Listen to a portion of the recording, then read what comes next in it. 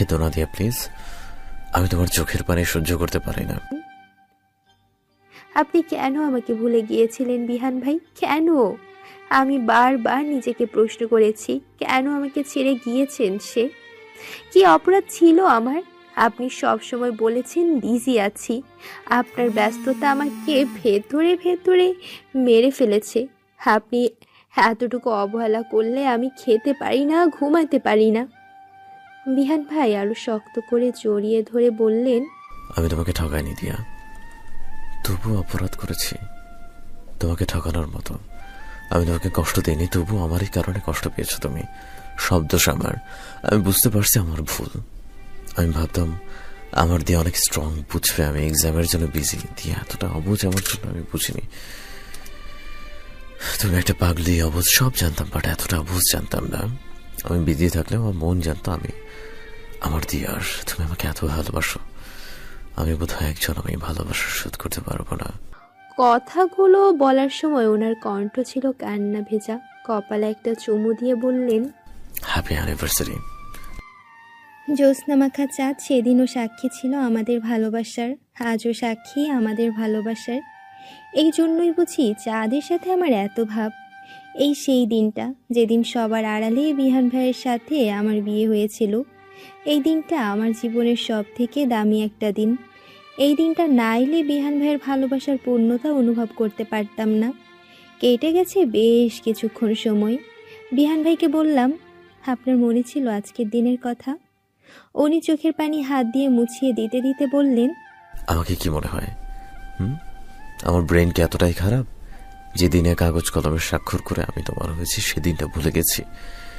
এই দিন এসেছিল বলে আমার জীবনে এত সফলতা, টেনশন ফ্রি লাইফ লিড করছি। আর আমি ভেবেছি আমাকেই মনে নেই আর এই দিনটার কথা। একজন হার্টের ডাক্তার মানুষের হার্ট নিয়ে গবেষণা করে, তাই বলে কি তাদের হার্ট থাকে না? এই হার্টের ডাক্তারের হার্টের দখল অনেক আগে থেকে অন্য কেউ নিয়ে বসে আছে, তাই তো বোঝে না, সে বোঝে না। আবারও গাল ফুলিয়ে রইলাম আমি। বিহান ভাই আমার দুই গালে হাত দিয়ে বললেন, হায় রে, অবুঝ পোলাপান বিয়ে করলে যা মুশকিল, শুধু ভুল বোঝে, কথায় কথায় রাগ করে। তা এইবার একটা বুড়ি দেখে বিয়ে করুন। প্রেয়সী আছে না, ওই বুড়ি মহিলাকে বিয়ে করুন। আপনার স্ট্যাটাস আর ওর স্ট্যাটাস তো সেম, দুজনেই নাম করা ডাক্তার। হ্যাঁ, আমার মতো সাধারণ ছাত্রী তো আর আপনার পাশে মানায় না। ওনার সাথে আপনাকে ভালোই মানায়। জেলাসি।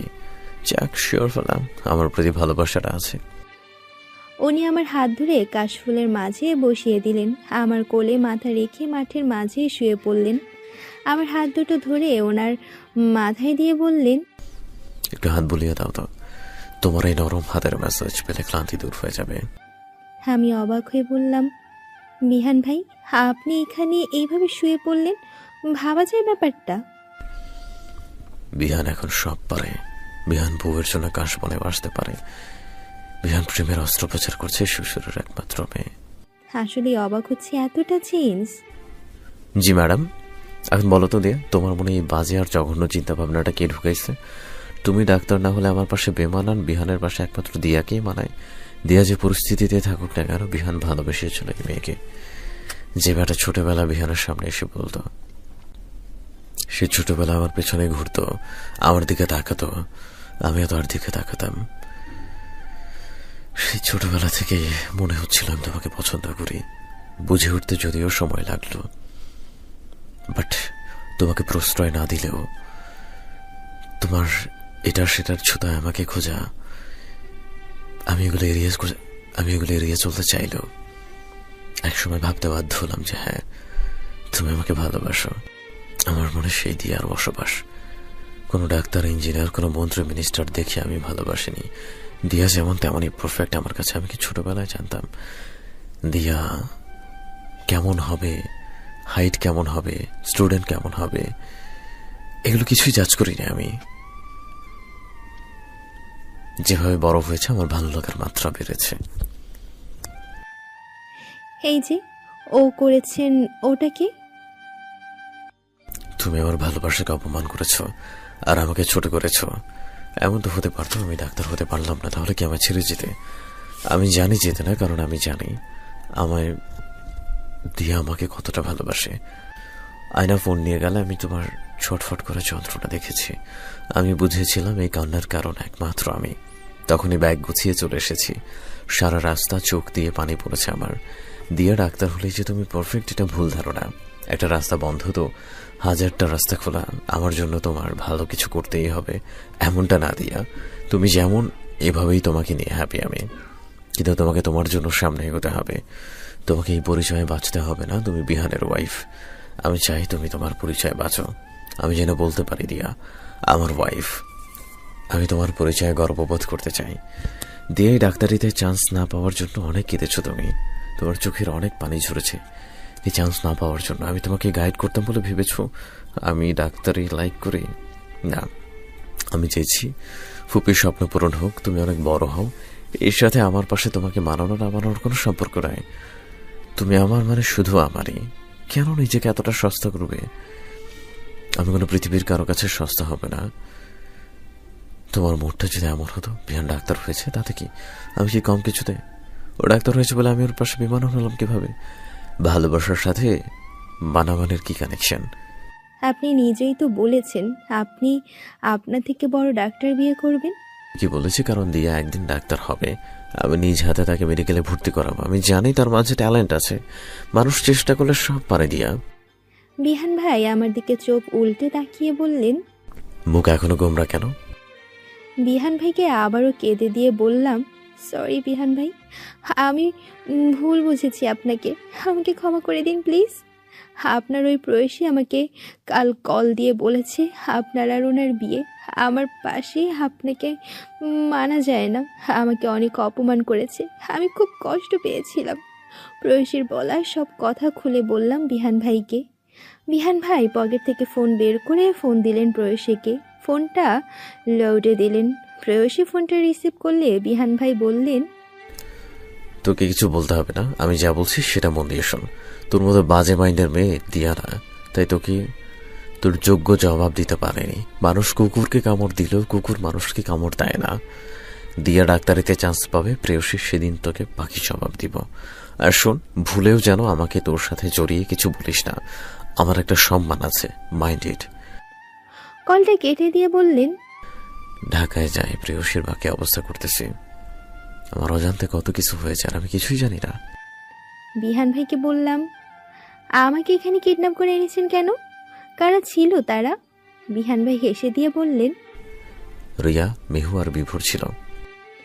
আমি অবাক হয়ে গেলাম। ওরা এত মুখোশ পরে আমাকে এখানে নিয়ে এসেছে আর আমি বুঝতেই পারলাম না। বিহান ভাই বললেন, তুমি ফেসবুকে পোস্ট করেছিলে তোমার সাথে কাশফুল দেখা হতো না। সেদিনই ভেবেছিলাম সারপ্রাইজটা দিব। সারপ্রাইজটা কিডন্যাপ করা হলে বন্ধ কি শ্বশুরের মেয়ে? হ্যাঁ, আমি জাস্ট অবাক হয়ে গেলাম। উনি কি ম্যাজিক জানেন আমার মন ভালো করেন? বিহান ভাই এবার শোয়া থেকে উঠলেন আর আমাকে উঠালেন। পকেট থেকে কিছু একটা বের করলেন। চিকচিক করছে সাদা পাথরের কিছু একটা। আমার নাকে একটা চুমু দিয়ে ওনার হাতে থাকা সাদা পাথরের নাকফুলটা পরিয়ে দিলেন। আমি জাস্ট অবাক হয়ে গেলাম। উনি আমার জন্য ভেবে কিনেছেন। নাকফুলটা পরিয়ে দিয়ে বললেন, এবার বউ বউ লাগতেছে।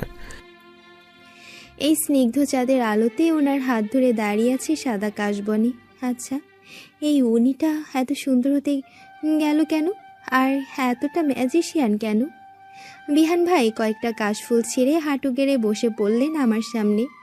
ফুলগুলো আমার সামনে ধরে বললেন, দিয়ে আরো কয়েকটা যুগ এমন ভালোবাসা নিয়েই এই দিনটা তোমার সাথে কাটাতে চাই। তোমাকে আমি ভালোবাসি। আমাকে কি এইভাবে আগলে রাখবে সারা জীবন?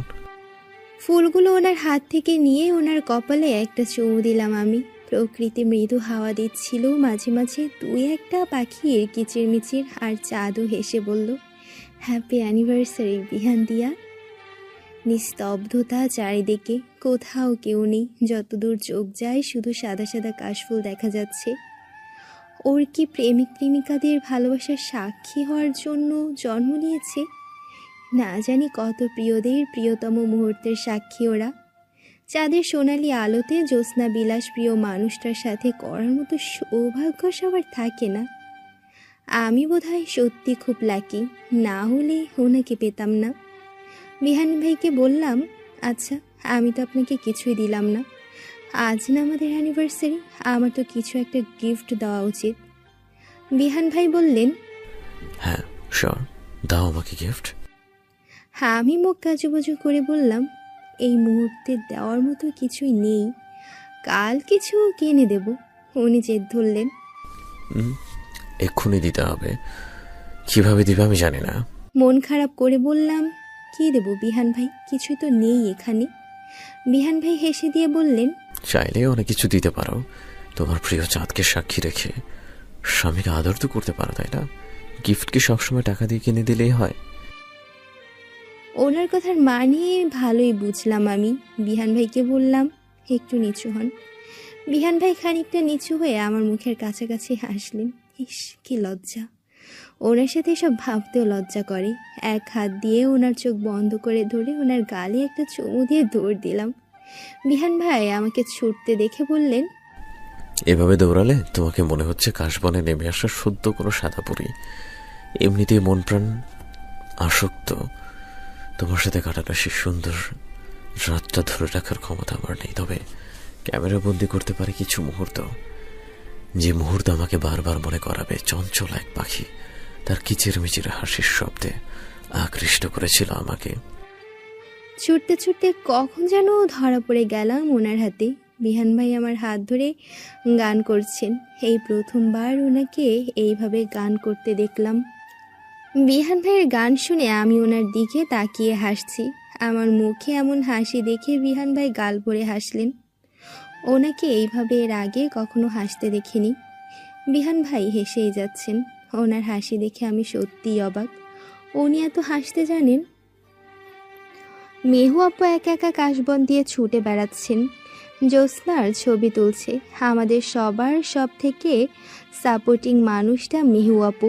ভাইয়ার সাথে মেহু আপুর বিয়েটা যেভাবেই হোক দিতেই হবে। বিভোর ভাই আর দিয়া দুজনে হাত ধরে গল্প করেই যাচ্ছে। আমি বিহান ভাইকে ভয় পাই, ওইদিকে রিয়াকে ভয় পাই বিভোর ভাই।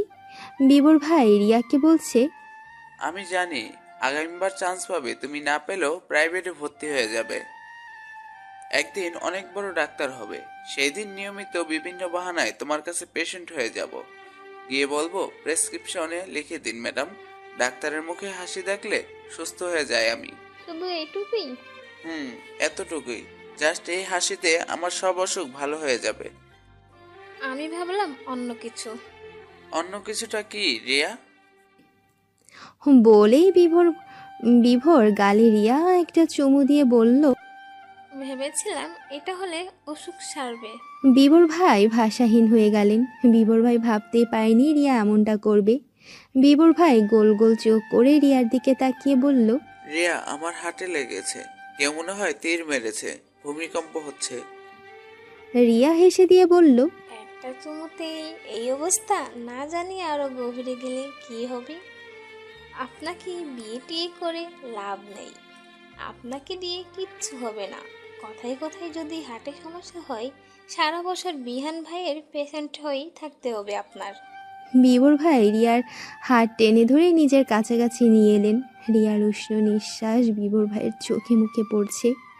বিভোর ভাই এক হাত দিয়ে রিয়ার কোমর জড়িয়ে ধরে আরেক হাতের আঙ্গুল দিয়ে চোখে মুখে স্লাইড করতে করতে বললেন, আমাকে এমন মনে হয় আমি কত বেশি রোমান্টিক, দেখতে চাও? আমার থেকে বেশি রোমান্স কেউ করতে পারবে না, বুঝলে রিয়া রানী? সমস্যা তোমার সামনে আসলে আমি বোকা হয়ে যাই, শুধু তোমাকেই দেখি, অন্যদিকে হুঁশ থাকে না। রিয়া সব লজ্জা যেন নাকের ডগায় গিয়ে ভিড় জমিয়েছে। রিয়া বলল, থাক, হয়েছে, আর দেখতে চাই না, বুঝেছি। আপনি একজন রোমান্টিক পুরুষ, এবার সারুন আমাকে। ছাড়তে পারি, আগে বলো ডাক্তার হলে কি আমায় ভুলে যাবে রিয়া? রিয়া বিভোর ভাইকে বলল, ডাক্তারি পড়বো না, আমাকে বিয়ে করুন আজই। বিয়ে করব, বিহানকে বলবো তোমার আম্মুকে বলতে। বিয়ান ভাইকে কি দিয়া বলে গিয়েছে আগে সেটা বলুন। বিয়ান ভাইয়ের জীবনে দিয়া ছাড়া কিছুই নেই, আমারও এই সেম আপনি ছাড়া কেউ নেই জীবনে। আমার একটাই পরিচয় হবে, সেইটা হলো মিসেস বিভোর। বিভোর ভাই খানিকটা স্বস্তি পেলেন রিয়ার কথা শুনে। ইদানিং লেখাপড়াতে ভীষণ মনোযোগ দিয়েছে। রিয়া আর আমি সব সময় বই নিয়েই পড়ে আছি। এবার মনে একটা কনফিডেন্স আছে, হয়তো ভালো কিছু হবে। মন ভালো তো দুনিয়ার সব ভালো। বিহান ভাই আমাকে টেনশন মুক্ত করে দিয়ে গেছেন, নিশ্চিন্তে বই পড়ছি। বিহান ভাই এখন সারাক্ষণ কল দিন আমাকে, তবে সেটা প্রেম করার জন্য নয়, সেটা হলো বই পড়ার জন্য। আচ্ছা, উনি কি মাঝে মাঝে ভুলে যান যে আমি ওনার বউ? বলতে তো পারে, হ্যালো সোনা, কেমন আছো? তা না, কাল রাতে যেগুলো বলেছিলাম ওগুলোর পড়া দে। এখন ওনার কল একটা আতঙ্কের নাম হয়ে গিয়েছে। ওনার মাঝে ইদানিং বটরের তেমন একটা ভাব নেই। এখন উনি জল্লাদ টিচার আমার। দুপুর গড়াতেই মিহু আপু এসেছে আমাদের বাসায়। আমার রুমে এসে শুয়ে পড়ে বলল, দিয়া, কয়েকদিন ডিপ্রেশনে ছিলাম। তুই আর বিহান ভাই রিলেশনে ভাবা যায়? আসলেই কি রিলেশন, নাকি তোর মন ভালো করতে এগুলো করলেন? তুই আমার একটা মাত্র ননদ হবি, কোথায় তোর বোরের সাথে একটু আড্ডা দিব, মজা টজা করবো, তা না তুই জাহান্নামে চৌরাস্তাকে জুটিয়েছিস। ওনার যে রাগ, বাবা, ভাবলেই ভয়ে পড়ান চমকে যায় আমার। বিহান ভাই সব দিকে ভালো, তবুও ভয় লাগে খুব। মেহু আপুকে বললাম, আমারও ভয় লাগে আপু, বাট ছোটবেলার ক্রাশ, তাই ভুলতে পারি না। আচ্ছা মেহু আপু, বিয়ের পর কি উনি চেঞ্জ হবেন না? মেহু আপু বলল, উনি চেঞ্জ হবে ভাবা যায়? যাক বাবা, শুভটা অনেক ভালো, রাগ টাগ নেই, বেঁচে গেছি। কষ্টের নিঃশ্বাস নিয়ে বললাম, আপু, আমার কপালটাই খারাপ।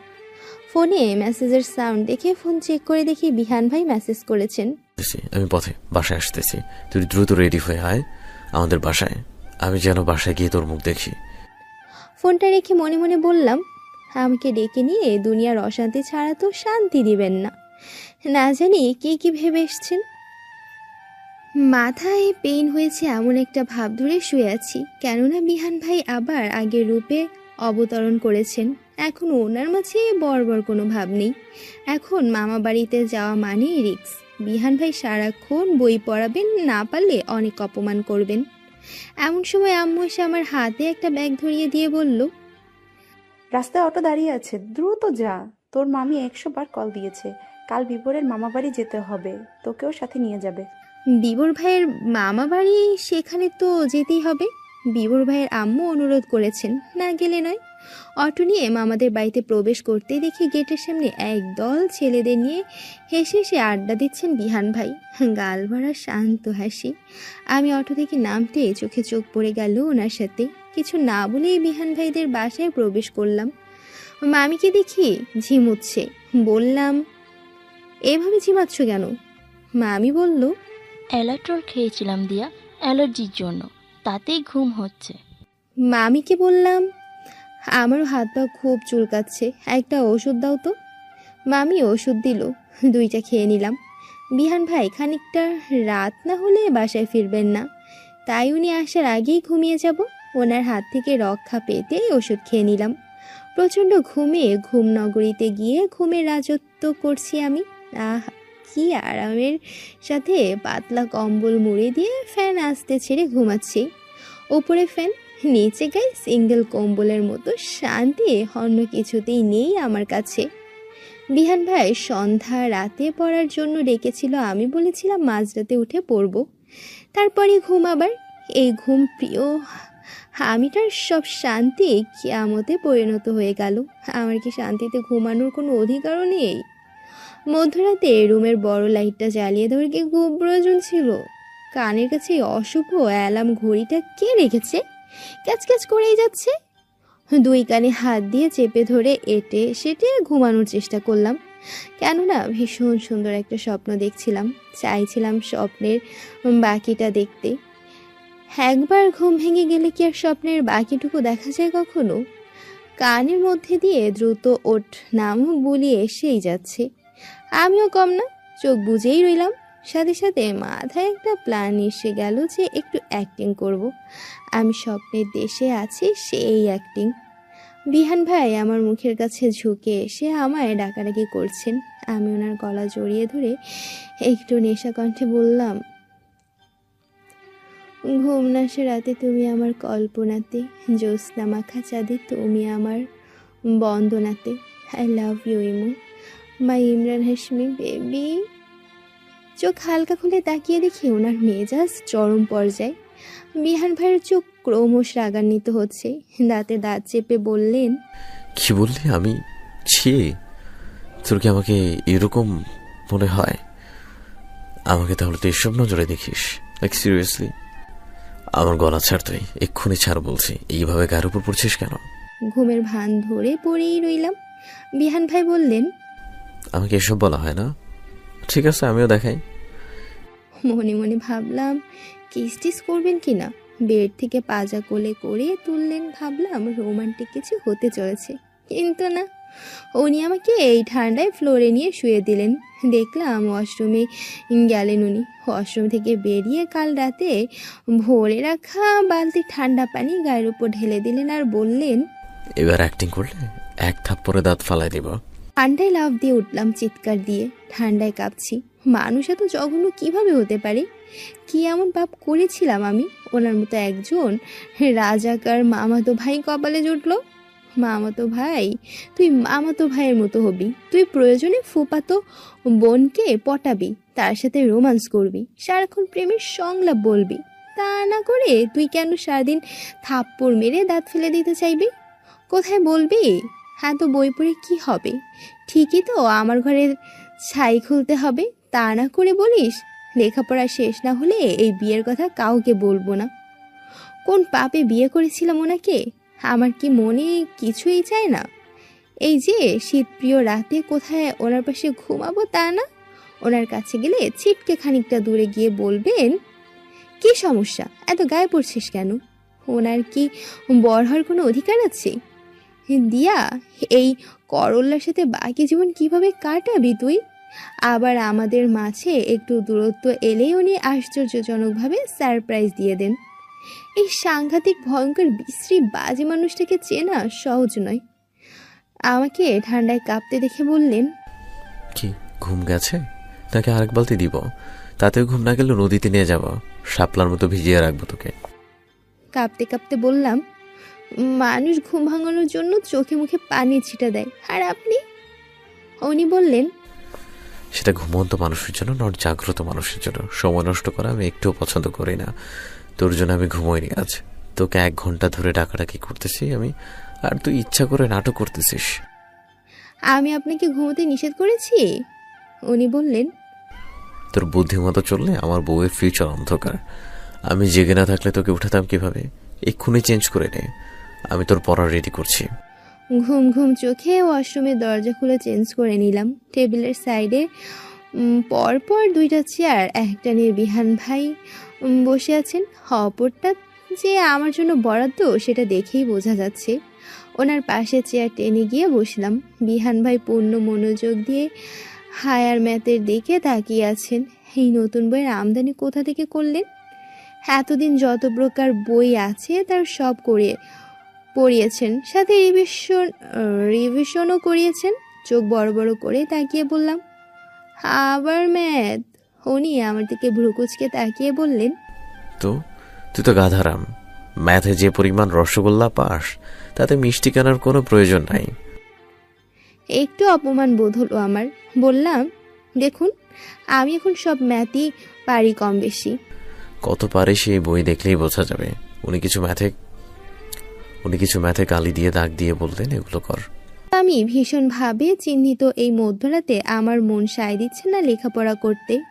সেই ক্লাস 9-এ চতুর্থ সাবজেক্ট হিসেবে নিয়েছিলাম কৃষি শিক্ষা, কারণ হায়ার ম্যাথ আমার মনে সায় দিচ্ছে না। কৃষি শিক্ষা সাবজেক্ট নেওয়ার পর নিশ্চিন্ত হয়েছিলাম, কিন্তু হঠাৎ দেখি স্যার আমাকে হায়ার ম্যাথ ক্লাসে ডাকছেন। স্যার দিকে তাকিয়ে বললাম, স্যার আমার তো এই সাবজেক্ট না। স্যার বললেন, বিহান তোমার সাবজেক্ট চেঞ্জ করে দিয়ে গেছে। বিহান ভাই সব সময় আমার শান্তি নষ্ট করতে উঠে পড়ে লেগে থাকেন। কলম গালে দিয়ে চিবোচ্ছি আর ম্যাথ নিয়ে ভাবছি কিভাবে করব। এমন সময় কলমের হুক ছুটে গেল, সাথে সাথে কালিতে হাত গাল মুখ ভরে গেল। হঠাৎ কি করব বুঝতে না পেরে কলম ছুঁড়ে মারলাম হায় রে, বিহান ভাইয়ের সাদা টি শার্টের গায়ে গিয়ে লাগলো। বিহান ভাইয়ের বুকে গিয়ে লাগতেই কালি লেপটে গেল। বিহান ভাই ভীষণ রাগি মুডে তাকিয়ে বললেন, এটা কি করলি স্টুপিড? তুই কি বাচ্চা এখনো? কলম দিয়ে এগুলা করিস? একটু পরেই সকাল হয়ে যাবে, আমি শাওয়ার নিতে যাচ্ছি।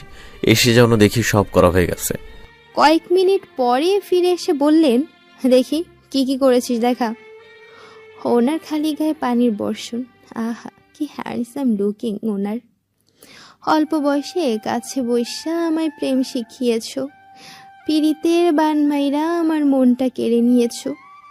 আমার খাতায় এমন কিছু লেখা দেখে ওনার চোখ কপালে। উনি তো এসব গান শোনেনি না জীবনে। খাতা টেবিলে জোরে বাড়ি মেরে বললেন, এটা কি লিখছিস? আমি কি লিখতে দিছি? আর এটা কি?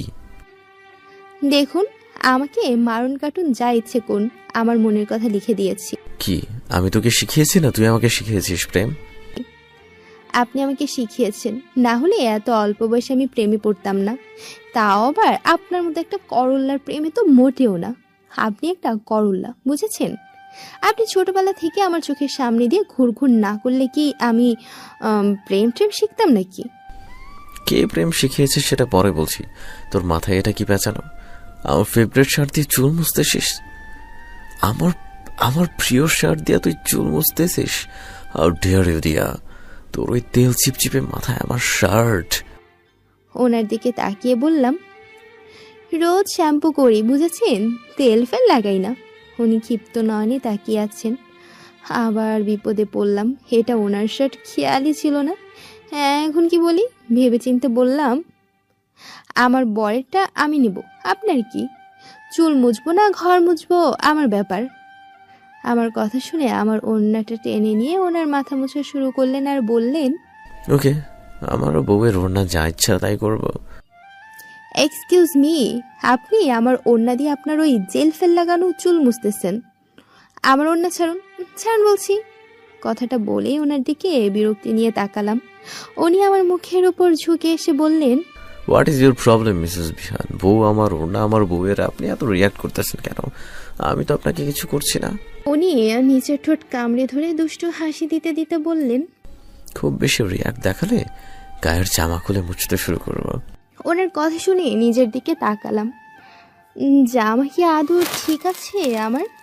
ওনার পক্ষে অসম্ভব কিছুই নেই, সেটা আমার থেকে ভালো আর কেউই জানে না। ওনা টানাটানি না করে ওনার দিকে তাকিয়ে আছি আমি। বলতে লজ্জা লাগলেও তার লুকিং কিন্তু সেই হট। পা থেকে মাথা পর্যন্ত তাকিয়ে আছি আমি। পরনে 3/4 প্যান্ট, গায়ে লাল গেঞ্জি, পুরো শরীর ভেজা আছে, মাথার চুল ভরা পানি। সদ্য শাওয়ার থেকে আসা একটা হ্যান্ডসাম ছেলে দেখতে কেমন লাগে বোঝাই যাচ্ছে। উনি চোখ ইশারা করে বললেন, কি ভাবা হচ্ছে ভাবুক মহিলা? বললেন, ওনার দিকে কেন তাকিয়ে আছি সেটা না বলে বললাম, ভাবছি আপনি কোন লজিকে মধ্যরাতে হায়ার ম্যাথ করতে দিলেন? আমার অ্যাডমিশনে কি হায়ার ম্যাথ আছে? তবু আপনি আমাকে কেন এই বিশ্রী সাবজেক্ট করতে দিয়ে হেনস্থায় ফেললেন, তাও আবার আমার শান্তির ঘুম নষ্ট করে? উনি ভ্রুকুচকে বললেন, শরীরে কি অ্যালার্জি আছে? হ্যাঁ, তাও 1-2টা অ্যালার্জির ওষুধ খাইছিস? ওষুধ খেয়ে নাক ডেকে ঘুমাইতেছিস? তুই জানিস অহেতুক ওষুধ খেলে শরীরের জন্য কত ক্ষতিকর? তুই কি তোর বাপদাদার মতোই হয়েছিস পুরোটা? খান শুধু বংশে না, কাজে কামে সব কিছুতে। ইয়াং জেনারেশনের সর্বনাশ করতেই তোর আর তোর গোষ্ঠীর জন্ম। বুঝলাম না উনি কোন কথা থেকে কোথায় চলে গেলেন, আর এখন কি কি লজিক দেবেন? ওনার দিকে তাকিয়ে বললাম, আমার বংশ কি আপনার বাড়াভাতে ছাই দিয়েছে? বাপ দাদা কে কি করেছে আপনার? না, এই যে ওষুধ খাবি তুই, আর তোর কিছু হলে সমস্যা তো তোর বাপের জামাইয়ের, তাই না? আমার একমাত্র বউ কিছু হলে টেনশনে ডিপ্রেশনে চলে যাবে। তার মানে একটা ইয়াং ছেলে ডিপ্রেসড হয়ে যাবে, এটা একটা জেনারেশনের ক্ষতি। বলছি ডাক্তার না হয়ে কুটিল জটিল ব্রেইনের পুরুষ হতেন, সেটাই বেটার হতো। এত হাবিজাবি চিন্তা আপনার মাথায়? চিন্তা এখন আরেকটা, সেটা হলো এক্ষুনি তুই রাতের খাবার খাবি। রাতে না খেয়েই ঘুমিয়েছিস তুই। খাবার এনে রেখেছিলাম, ঝটপট খেয়ে নে। দেখুন, এমনি আমার খাবার খেতে ভালো লাগে না, ভাত মোটেও ভালো লাগে না। এই মধ্যরাতে কিছুই খাবো না। তুই খাবি, তোর ঘাড় খাবে। তোর বাবাকে বল আমাকে প্রতি মাসে স্যালারি দিতে, তার মেয়েকে ভাত খাইয়ে দেওয়ার জন্য। কথা দিচ্ছি মুখ দিয়েই খাইয়ে দেব। ইয়া, শুনে বমি পাচ্ছে। আপনি মুখ দিয়ে দেবেন আর আমি খাবো? ছি, কারো খাওয়া প্লেট মগে তাই আমি খাই না, আর কারো মুখের তা ছি, ভাবতেই গা গোলাচ্ছে আমার। উনি কপাল কুঁচকে বললেন,